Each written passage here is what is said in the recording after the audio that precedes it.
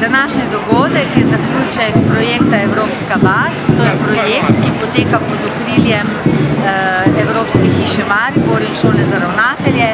V Celju pa ga seveda podpira mestna občina Celje.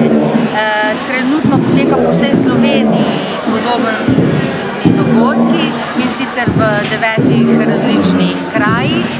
In v Celju se danes predstavlja 34 zavodov, vrtci, osnovne, srednje šole, fakulteta, mladinski center, mladinska mreža Mama, in predstavljajo kot zaključek svojega, verjamem, da celoletnega dela, tisto, kar so izdelali med spoznavanjem svoje države, neke evropske države na stojnici in z kratkim nastopom na odru. Vse to dokazuje, da so mladi z veseljem delali to, da so izjemno inovativni, raziskovalni, kreativni pri svojem delu, in to je dokaz, da to ni samo projekt, da je to nek drug način učenja, da je to doprinos k spoznavanju različnih kultur, in bolj kot se poznamo, bolj smo strpni drug do drugega, manj je sovraštva. In to jaz mislim, da bi bilo eno glavnih sporočil.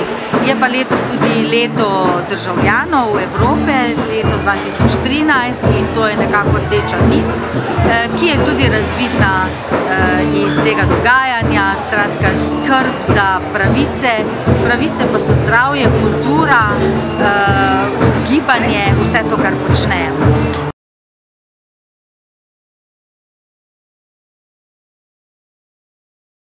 Ja, vsaka izmed šol se predstavlja z eno točko.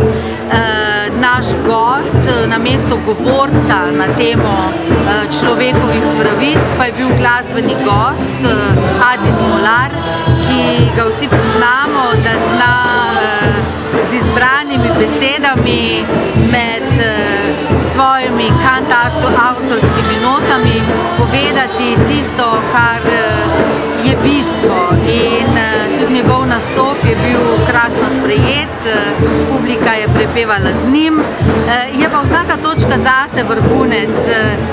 Res mladi so se izjemno izkazali in tudi poželi navdušenje velike množice obiskovalcev. Zelo. Zdaj tudi z vremenom, ne? Zato res nimamo zaslug, sem pa srečna, da se je danes izteklo tako. To je tista pikica na i, ki res omogoča Celju, da danes zaživi s tem dogodkom, in kot sem rekla prej, jaz verjamem, da je to tudi en način, da s ponosom